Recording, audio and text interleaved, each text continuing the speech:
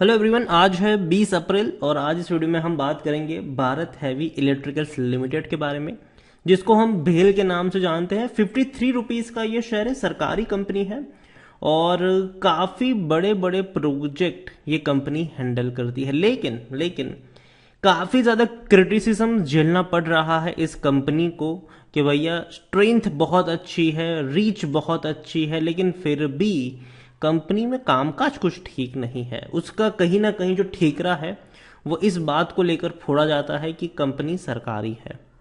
ठीक है, मैं उस डिबेट में जाना नहीं चाहूंगा, लेकिन वीडियो में हम डिस्कस करेंगे 53 रुपीज़ के शेयर में खरीदारी के मौके है कि नहीं।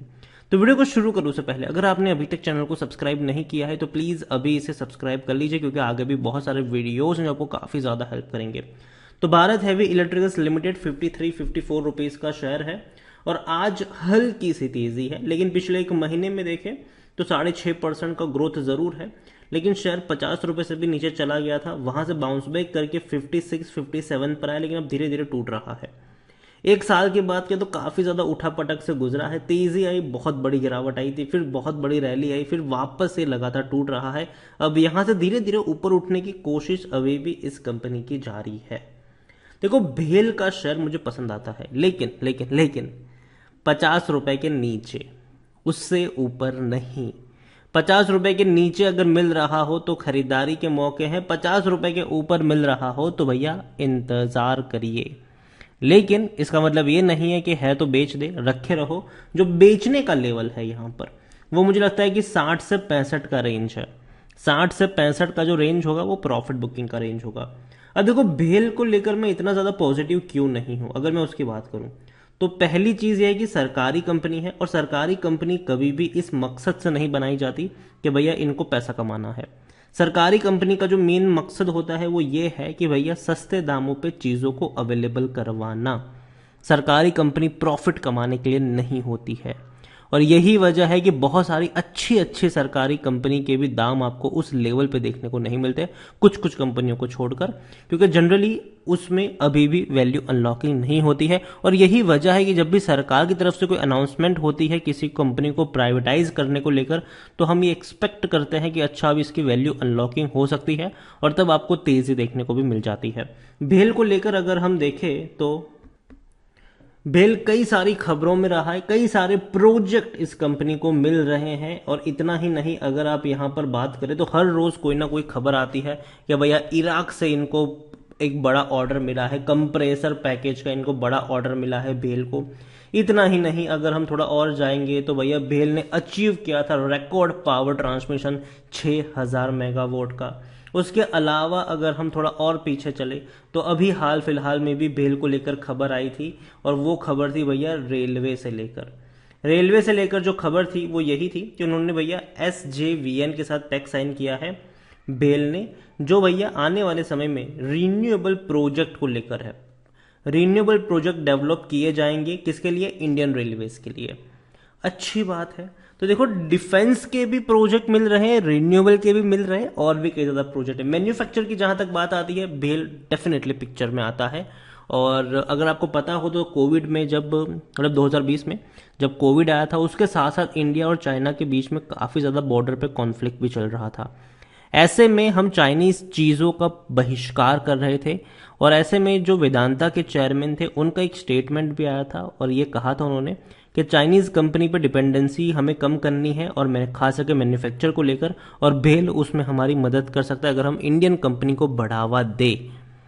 उनके स्टेटमेंट से भेल का शेयर एक महीने में डबल हो गया था। यहां पर अगर देखा जाए तो भेल में प्रमोटर के पास 63.17% की होल्डिंग, हालांकि एफआईएस के पास भी होल्डिंग है, डेटा मैं अभी आपको दिखाऊंगा इसको लेकर कि क्या अपडेट हुआ है। लेकिन म्यूचुअल फंड ने बिकवाली करी है, 1.89% की होल्डिंग 1.57। इंश्योरेंस कंपनी ने भी बिकवाली करी है, 11.61% की होल्डिंग 10.80।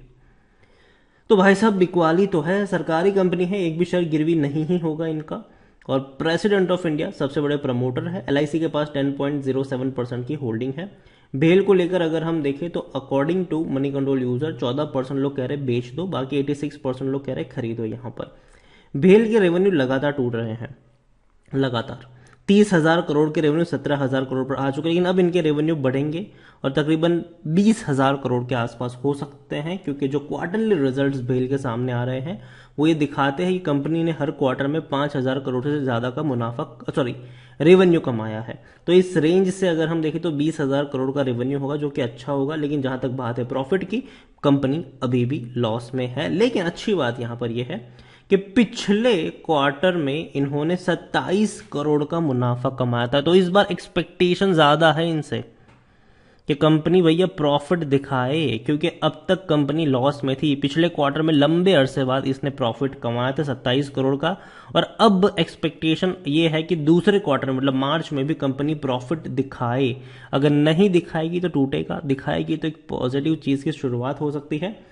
यहां पर बात करेंगे कि इनके नतीजे कब आने वाले हैं, तो अभी तक कोई डेट सामने नहीं आई है। जैसे ही कोई डेट सामने आएगी इनके रिजल्ट्स की क्वार्टरली, डेफिनेटली मैं आपको अपडेट भी कर दूंगा। खरीदारी करने का सही मौका है, क्योंकि सर ओवरबॉट जोन में नहीं है, कोई भी रेड फ्लैग नजर नहीं आ रहे। होल्डिंग्स की जहां तक अगर हम बात करें तो ज्यादातर होल्डिंग प्रमोटर के पास ही है। 1.57% म्यूचुअल फंड डोमेस्टिक वालों के पास 11.07% की होल्डिंग है। हालांकि उन्होंने बिकवाली ही करी है, 11.91% की होल्डिंग यहां पर है। एफआईल्स ने एक्चुअली में थोड़ी बहुत खरीदारी करी है, 3.86% की होल्डिंग 4% पर आ चुकी है।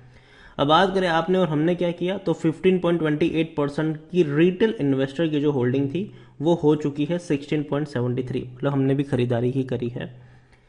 तो भेल को लेकर मैं कहूंगा कि ये जो कंपनी है ना, पहली चीज तो भेल में इतना ही कहूंगा मैं कि मैं 50 रुपए के नीचे अगर भेल का शेयर मिलेगा तो वहां पर मैं कोशिश करूंगा खरीदारी की, तब तक नहीं। लेकिन देखो यार, फंडामेंटली कोई उतना दमदार शेयर भी नहीं है कि आप ये मान के चलो कि मैं बहुत बड़ा निवेश कर दूंगा यहां पर और ये डबल हो जाएगा। डबल नहीं होने वाला है ये, ठीक है। क्योंकि देखो सरकारी कंपनी है, सरकारी कंपनियों का जैसे मैंने पहले भी कहा, मकसद कभी भी ये नहीं होता प्रॉफिट कमाना।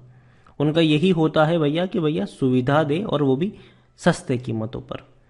तो सरकारी कंपनी इसीलिए आपको कभी भी वैल्यू अनलॉक होती नजर नहीं आएगी। बहुत कम सरकारी कंपनी होगी जो वैल्यू अनलॉक होती नजर आएगी, वरना जनरली ऐसा नहीं होता है।